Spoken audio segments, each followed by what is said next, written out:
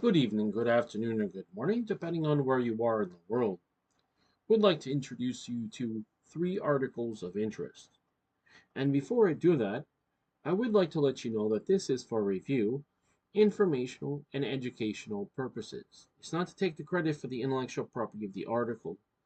The full credit to the intellectual property of the article goes to the publisher, which in this case is PC Gamer, and a story by Andy Edser.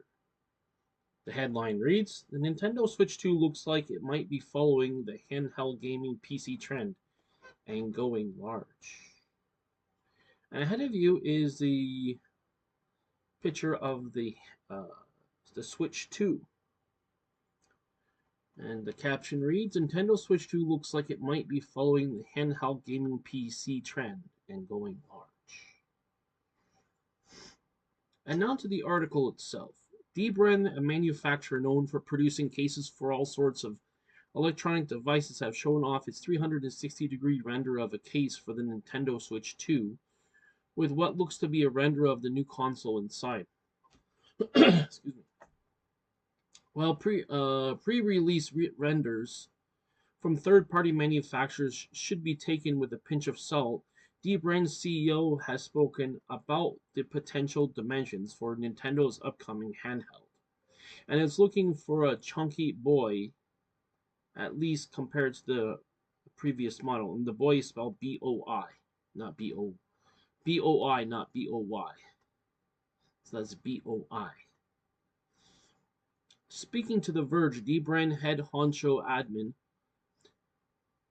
uh, L Jazz said that the Switch 2 measures 270 millimeters wide by 116 millimeters tall and 14 millimeters thick, with the console portion taking up about 200 millimeters of the width based on the quote 3D scan of the real hardware unquote.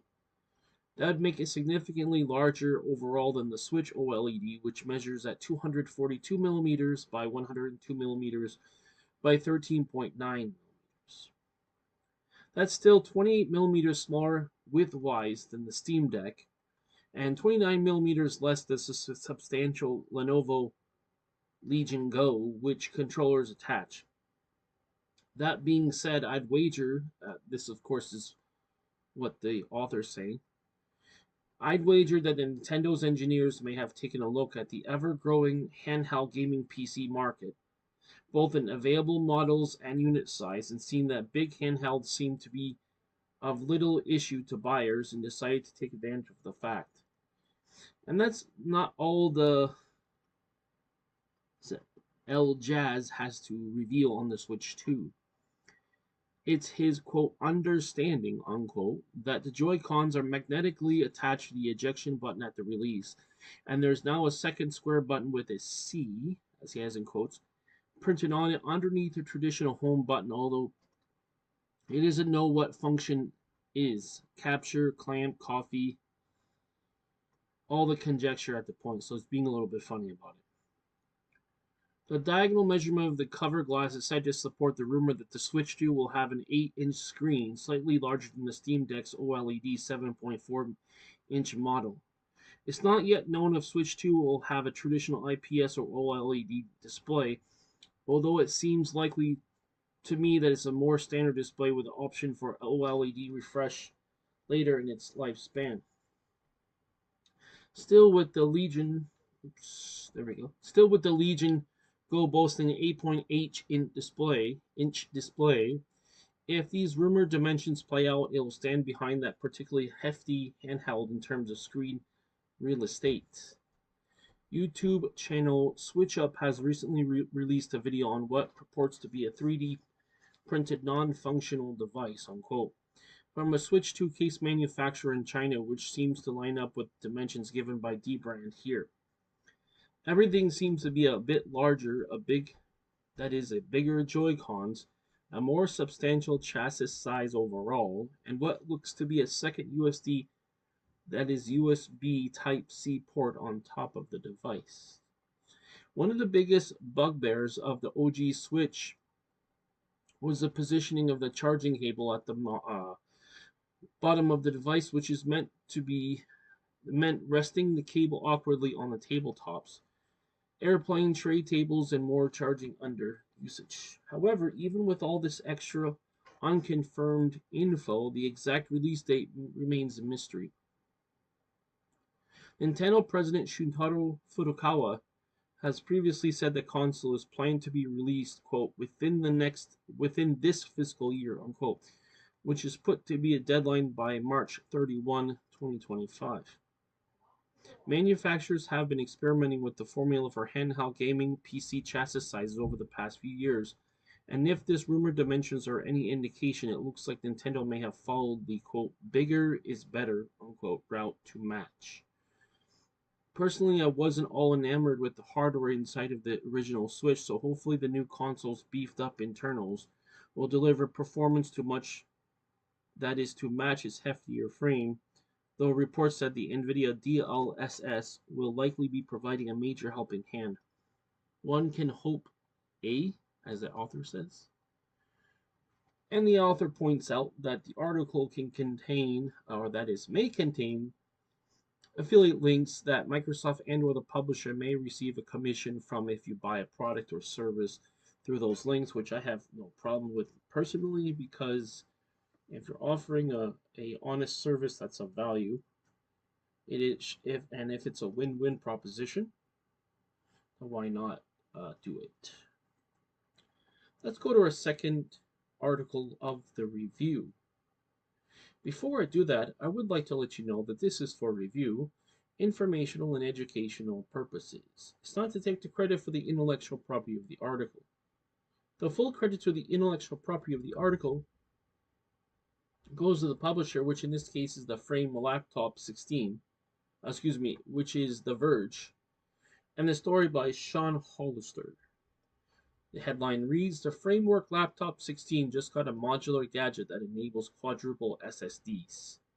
So if you're not familiar with the acronym SSD, it stands for Solid State Drive, as in Permanent Storage of Information Drive. Now ahead of us is the actual SSD with its own, there's an SSD here. These are fans, and this is kind of like an adapter that has multiple SSDs inside. And he is holding an SSD in the form of an NVMe. So SSD actually is a general term. So when you can have internal and external. And then part of it, there is a subclassification of an SSD called NVMe, which is the size of a memory stick. But the actual idea behind SSD that it's a solid state drive, and a solid state drive has no moving parts, which is the main selling point behind it. Now the caption reads, Framework's double SSD caddy for the Framework 16 expansion bay. So you can put two of those SSDs, NVMe SSDs, inside. Now the most ambitious laptop ever made just got a long promised modular upgrade, starting with you can pay $39 to add two extra M.2 slots with the Framework Laptop 16. So M.2 is a form factor socket in which the drives are plugged into. Okay, letting you potentially carry around an AI accelerator, an eGPU adapter, or a grand total of 4 solid-state storage sticks for a ludicrous capacity. So it doesn't look like you can have 4, but apparently there must be one underneath. So there's 2 here and 2 here, it looks like, and one on top and one on bottom. As Framework blog post points out that the new, quote, dual M.2 adapter, unquote, is Framework's for the new modular component since launch that takes advantage of the Laptop 16's big expansion buy around back. At launch, you only had 2 options, a Radeon RX 7700S, a discrete graphics card for extra money, or mostly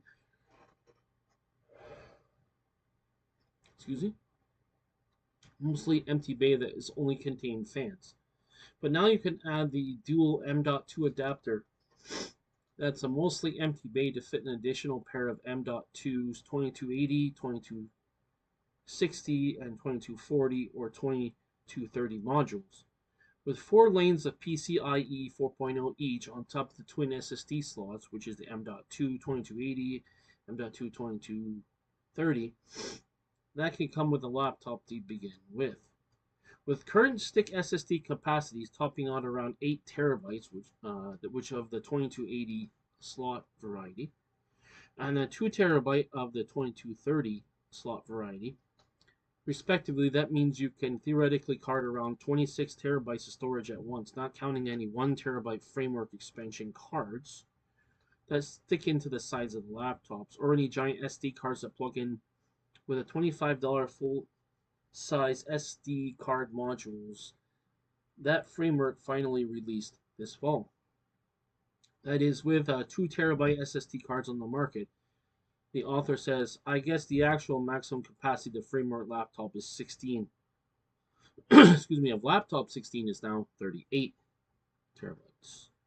And while those who bought the Radeon discrete GPU won't be able to take advantage of swapping out that module, swaps are thankfully quick and easy. And there's a picture of this on Instagram, which you can click on it, and you can see that. So the link to that and this article will be available upon publishing of this review, but only that link will only be available in the comment section of my Rumble channel. So I have it on YouTube and Rumble. So what I'll do is I'll have the link to my Rumble channel and the name of my Rumble channel. Just go to my Rumble channel. You'll be able to open this article and see that link.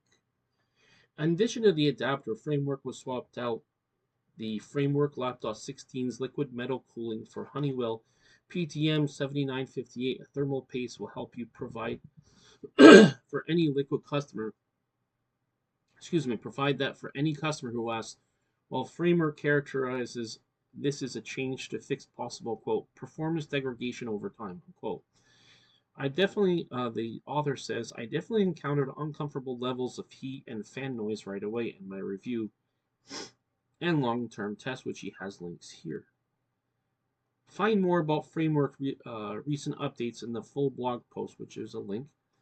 Like the new quote, he has a link, new framework mystery boxes, which he has framework mystery boxes in quotes.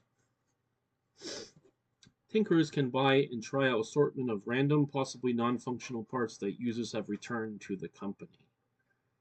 And the author would like to point out that the article may contain affiliate links that Microsoft and or publishers that may receive a commission from if you buy a product or service through those links. And I personally think that is completely fine, considering the fact that they are transparent and this is an honest way of earning money. So just like if you're a salesperson, you get a commission. Well, that is they get a commission from referring people to buy that particular product. Let's talk about the third and final article of the review. And as usual, I would like to let you know that this is for review, informational and educational purposes. It's not to take the credit for the intellectual property of the article. The full credit to the intellectual property of the article goes to the publisher, which in this case is Tom's Hardware, and the story by Christopher Harper. The headline reads, Raspberry Pi 500 keyboard PC has been modded with an NVMe M.2 slot, leveraging the device's conspicuously empty PCB header. So PCB is an acronym, just in case you're not familiar with it. It stands for Peripheral Connect Board, PCB. Earlier this month, Raspberry Pi launched a Pi 500 keyboard PC, which takes the internals of a Raspberry Pi 5 and slaps them into a keyboard enclosure, doubling as a PC once the user adds power input and a monitor. As noted in the author's review, this launch came with a baffling omission of the NVMe M.2 storage support, an issue with the modders are now fixing. Thus, it's no surprise that the Raspberry Pi 500 has been modified to allow NVMe Gen 3 capabilities akin with those in the Raspberry Pi 5. With that in mind, SD card storage is fairly slow, and entry-level working/casual PC like Pi 500 will benefit from the NVMe storage snappiness. Ahead of you is what's called a benchmark, in which that you have a comparison between two or more products or of services that's measured. So in this case, it's a Raspberry Pi 500 micro SD read versus write speeds, and the read would be speed would be in megabytes per second, and the write speed would also be in megabytes per second. So you're going to see in the gray, the read speed is in gray, and the black is the write speed in black. So this is for the Raspberry Pi 500. That is micro SD A2 class. The second one is Raspberry Pi Compute Module 5 or eMMC, which is basically like a memory card, specific for smaller devices. Again, the read and the write. And the third one is Raspberry Pi Compute Model 5 NVMe Gen 3. And then you have the read versus the write. So you can see there's a big performance difference between the third one compared to the first and the second. Image credit goes to Tom's Hardware. As an unnamed Pi 500 modder speaking to developer and tech tuber Jeff Geerling was quoted in a December 13 blog post clarifying the nature of the empty, deactivated M.2 header present in the original Pi 500 board, explaining the steps are now to restore full functionality. And the author says, be mindful if you're looking to take on this project for yourself. You'll need to have appropriate soldering equipment and a microscope to do the job properly. But readers already comfortable with the high-end tweaking and repair task may be willing to take that trade-off. Jeff Geerling is on a record hoping for the more powerful Pro or Pro Max Raspberry Pi 500 kit outright that will, quote, give us everything, unquote, including the M.2 slot and the PoE, which is PoE Plus, which, if you're not familiar with the acronym, it stands Power on Ethernet. So Ethernet is where you power that up. Support apparently cut from the Pi 500 PCB prior to release. Considering the fact the authors already rated the Raspberry Pi 500 as a clean 4.5 out of 5 stars, the author says that we do agree that the Pro or Pro Max version of the Raspberry Pi 500 would be ideal for users who are may otherwise be deterred by its few downsides, like lacking NVMe Gen 3 support without modding, for pretty much any workload. He says we could reasonably imagine on a Raspberry Pi 500. NVMe Gen 3 support should provide more than enough throughput, particularly compared to slower past forms of flash storage like SD cards. The author points out at the end that overall it's an honest shame that M.2 isn't already included in the native empty slot on the final Pi 500 board, but the parts remaining still make it possible for a determined modder. And of course, can't expect anything users demand from a small form factor PC on the price range. Author would like to point out that the article may contain affiliate links that Microsoft and or the publisher may receive a commission from if you buy a product or service through those links. And as I normally say, I do have no problem with the author, with Microsoft or the publisher receiving a commission if you buy the product, because that is the same idea as if a person who is a salesperson gets paid for selling a product. So as long as it's transparent, honest, and ethical, I have no problem with that. Now, that will conclude the reading of the 3-article review. Now, before I actually conclude the review, I would like to ask you a question about the 3 articles. Namely, the first one is that Nintendo Switch 2 looks like it might be following the handheld gaming trend and going large. The second one is that the Framework Laptop 16 got a modular gadget that enables quadruple SSDs. And for the third one, Raspberry 5 keyboard PC has been modded with the NVMe M.2 slot, leveraging the device's conspicuously empty PCB header. And just in case you're not familiar with the term modder, it's just a person who makes mod. It's coming from the word modification. So what it is you have a person who makes a modification to original hardware to make it work in a different way and or of course hopefully a better way. So that's what it is. Alright, so I'd like to thank you for taking the time to watch this video. You could be watching any other tech or current events reviews, so I greatly appreciate it. As it did provide value for you to be up to date with the news, especially when it comes to current events, science or science and technology news, what I'd like you to do is please click like on the video. That way you'll be pushing the algorithm and more people would be able to view it and enjoy it. If you haven't already, please click the subscribe button. That way I'll have access to all the content on this channel, as I certainly do have a variety of content on this channel for you to view and enjoy. That is, I do product reviews, product and service reviews, even course reviews, and of course gaming reviews as well. Also, if you haven't already, please click the bell button. That way you'll be notified of all my future videos. That way when a new video of mine comes out, you won't miss it because you'll be notified accordingly. So I'd like to wish you a great day wherever you are in the world. Take care, and I'll talk to you next time. Bye for now.